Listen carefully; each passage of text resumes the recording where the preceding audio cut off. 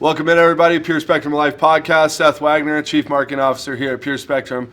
And I'm joined today, first repeat guest. I guess we've had two repeat guests. One other one, your boy, Hunter McIntyre. Logan Ewing, 2018 CrossFit Games athlete, Logan Ewing.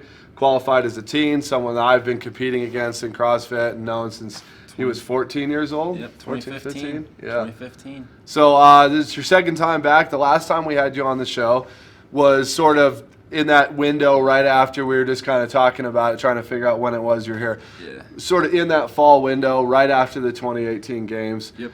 You had been so close, not to rehash everything we did in the first, kind of tell people a little bit about that journey, because you were so close to making it, to finally kind of have made it in 18 and what that was like. Yeah, I mean, obviously, 2016, I was a 15-year-old. Well, I was actually 14 during the Open, but right. That year I was pretty set that I was going to qualify as 14, 15-year-old, and then had a... Which is what? Top 10. It was top 10 top that year. 10 in the world, though. In the world. It's not like some top regional 10, thing. Top 10 worldwide that year made it. They just did straight Open, so no qualifier after it. It was just the Open, and actually ended up breaking my elbow right before it. But you were still close, right? Yeah, Weren't I you was like 4 spots out, so it came spots. down to the final workout, and I wasn't able to maintain my spot. I got up as high as I think 4th in the Open. Like after week 3, I was 4th. So I thought I was gonna have a pretty good chance there. Ended up missing it that year. Came back 2017. They reformatted. They did.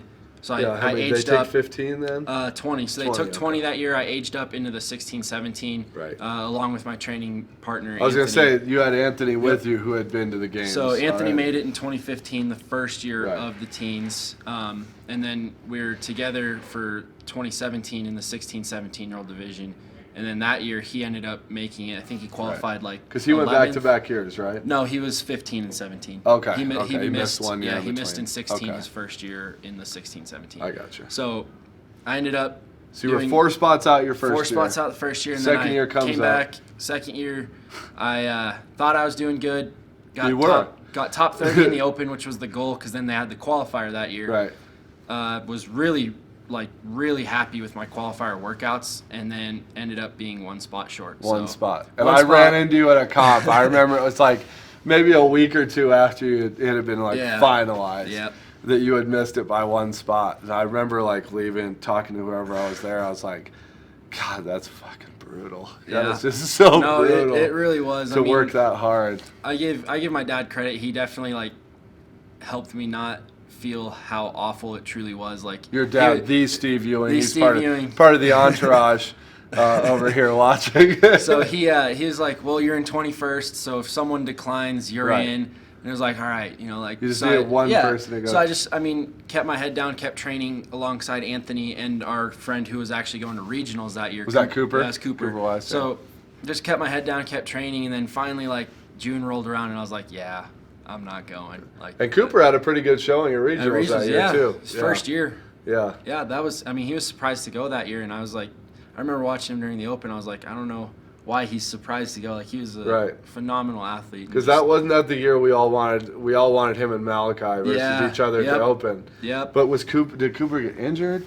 He got injured. He got injured after regionals. He got injured at regionals. Okay, so he finished the weekend, and then just kind of. And we were robbed of seeing up in their prime Malachi versus Cooper. He kind of just dealt with injuries for a while after that too, but. So you come up 1 spot. Obviously, I don't even have to ask. Obviously that's crushing, I'm sure, but also very motivating, especially at your age and everything. So you come back in 18, the last year of the games as we know them, as they are, as we'll always kind of remember them, as far as the Open, regionals, or qualifier games. So you go to the games in 18. You also suffered an injury while you were there. Yeah. That was our first year sponsoring the games. We partnered with them that year. So obviously we saw you. We talked a lot, gave you a lot of CBD to try and deal with. But ultimately, though, it wasn't what you wanted. No. And I think we talked about this shortly before you left for the games, and I said, the year that you finished 1 spot out, that was supposed to be the year where you were happy to be there. Yeah. The year that you actually went, wasn't really supposed to be your first year. No. And so you went in as kind of a dark horse, someone who should have been, Yeah. based on your scores, we should have been looking at you as a dark horse, as a kid who can finish top 5. Obviously, that's not what happened. Yep. You had a disappointing finish, but you were at the games. I was one of the people who, after the games, was telling you, and I'm sure I wasn't the only one, that like, hey, it's going to be a couple of years probably until you're able to be in that spot where you're talking about maybe going to the games or sanctionals or whatever. Yeah, for sure. But that happened a little quicker. Talk about the Open this year, or talk about your experience this year with the new Open, the new timing, and how that all has worked out. So, obviously 2 Opens this year. We had the 2019 Open, which was in February, like normal. Then the games. Yeah, then the games. So I kind of went into the 2019 one just first year out of the teens. I was like, I had no. The one in March? Yeah, Okay. absolutely no expectations for it. I just wanted to see how high I could place, just see kind of where I'm at. And without really redoing any of them and honestly not feeling 100% confident myself, I finished pretty well. I know I was top 700. I might have been like top 600, which was like 3rd out of all the kids that I went to the games with. That year so I was like, all right, that's good. Like you're right. You're where you're supposed to be. Yeah, there were a couple names that I was like, yeah, I mean, it'll be a while before I can actually chase them down, Right. And then just went into this summer, or after that Open, I focused in on what I needed to work on. Like I put on some weight, added some strength, and then I was like, all right, now it's time to really just work on everything. And then just started working on everything, started pushing myself even harder, started eating better, and then the 2020 Open rolled around in October of 2019, and I just remember telling my girlfriend, I was like, I don't know, like maybe again, just see how it goes, see where I'm at. I told her if I get top 600, I'm happy. Ended up getting top 300. When did you realize during the Open? I know you had one workout where you did exceptionally well compared to the others, but when was that moment when you realized I'm a lot closer than maybe I thought I was? I would honestly say it wasn't necessarily one workout, but it was the middle 3 workouts. Yeah. So 2, 3, and 4? Yeah, 2, 3, and 4.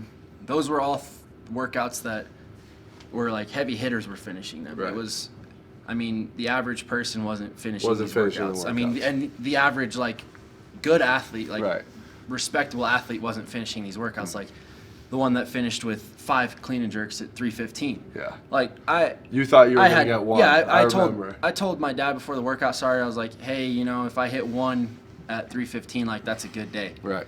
Ended up finishing that workout, and like that was probably like. I watched that. I showed that Instagram video to some friends. When you finished that last one, I was like, "This dude is jacked up." And I was in my Pure Spectrum shirt too. Yep, so all I remember. That's gotta count for something. But yeah, I was just plus 10 to strength lifts. Yeah, at least 10, usually 15.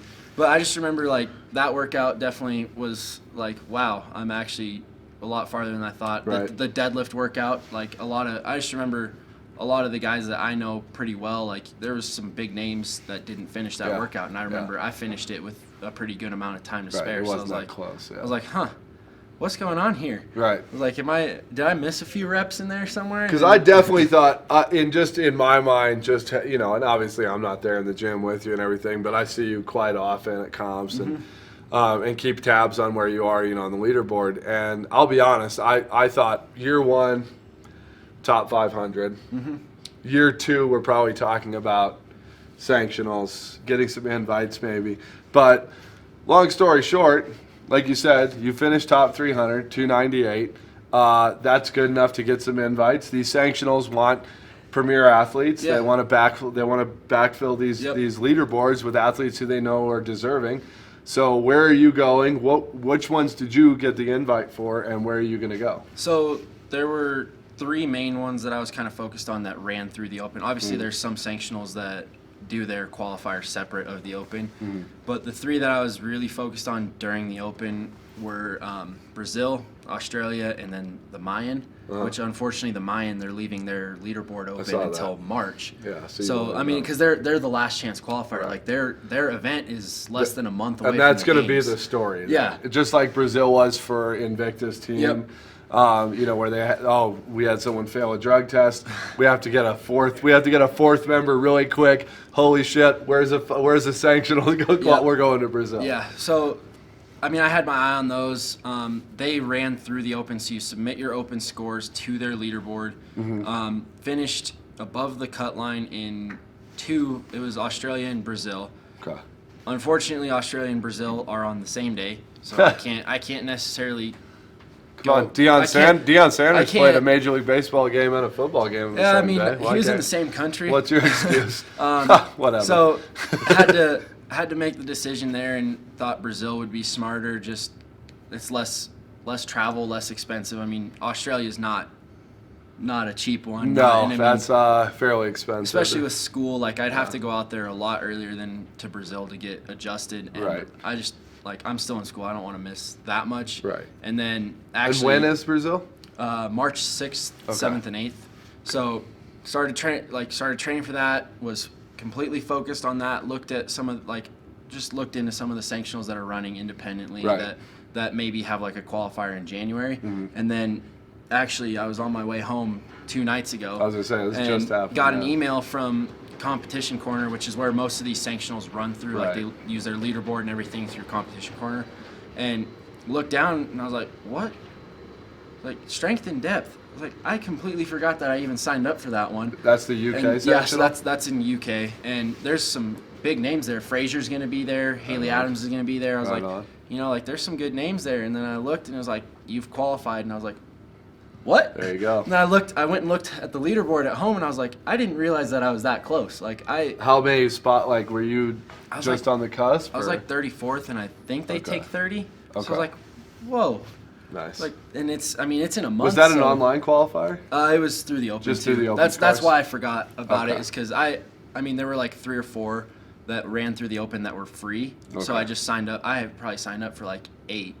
Gotcha. But most of those free ones, there was Madrid and Mayan, those were 2 of them. Those leaderboards are open for a while, so I haven't even gone back and looked. Gotcha. I was above the line on both of those when the open ended, but their leaderboards are still open, so I probably won't worry about those if I drop below. So more than likely, are you gonna do Brazil and UK, or are you gonna try and? That's the ultimate plan. Do both of them. How's your dad feel about the travel budget on that? There's worse things that we could be spending money on. on. I was gonna say, if I was your dad, I'd be okay with a solid excuse to travel to Brazil. Hey, he gets to watch his child live out his dream, right? That's Dad? right. Yeah. Which, speaking of child living out a dream, we wanted to make sure that you had some time on here to thank somebody that you were supposed to thank. That you never definitely. Forgot about that. I was supposed to lead with that, but just want to thank my mom. You're welcome. And my dad. Thanks, Mom. So in addition to everything going on, yeah, he's here too. You got the whole fam. So in addition to all this going on, you're also just life-wise. You graduated from high school. I guess you would have been going into your senior year the last time you were here, right? Yep. You were in the fall. Yeah, of 18? about middle of my senior year. Yeah. Yep.